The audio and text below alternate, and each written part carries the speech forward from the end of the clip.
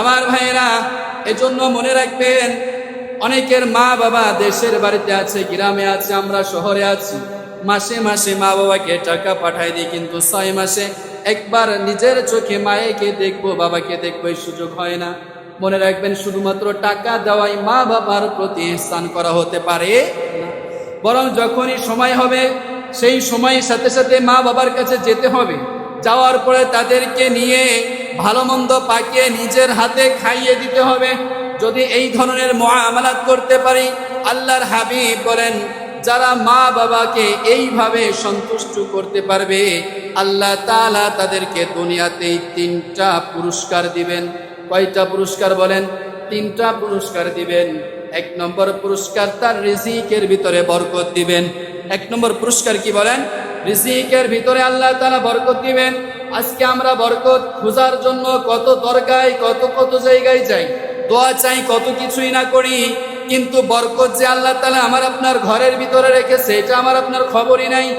এজন্য আমার ভাইয়েরা, যদি বরকত চাই, কার সেবা যত্ন করতে হবে বলেন? মা বাবার সেবা যত্ন করতে হবে। 2 নম্বর, কেউ যদি মা বাবাকে খুশি রাখতে পারে, কেউ যদি মা বাবার দোয়া নিতে পারে, আল্লাহ তাআলা তার সন্তানগুলোকে মানুষের মতো মানুষ করে দেয়। বলেন সুবহানাল্লাহ।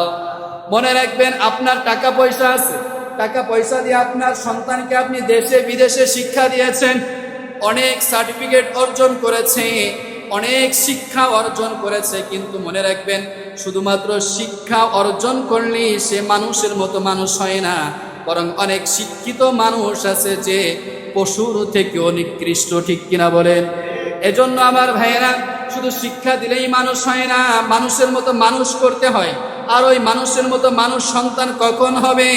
যখন আমি আর আপনি মা বাবার খেদমত করতে পারবো, তখন আল্লাহ তাআলা অটোমেটিকলি সন্তানকে মানুষের মতো মানুষ করে দিবেন। 3 নম্বর, আল্লাহ তাআলা যে পুরস্কার দিবেন সেটি হলো, আজকে দেখবেন আমাদের অনেকের পরিবার হসপিটাল হয়ে আছে না নাই বলেন? অনেকের পরিবার মনে হয় এটা ফার্মেসি, ওষুধের ফার্মা হয়ে আছে, বাসার ভিতরে ওষুধের অভাব নাই, রোগের পরে রোগ, একজনের পর দিয়ে একজন সিরিয়ালে আছে না নাই বলেন?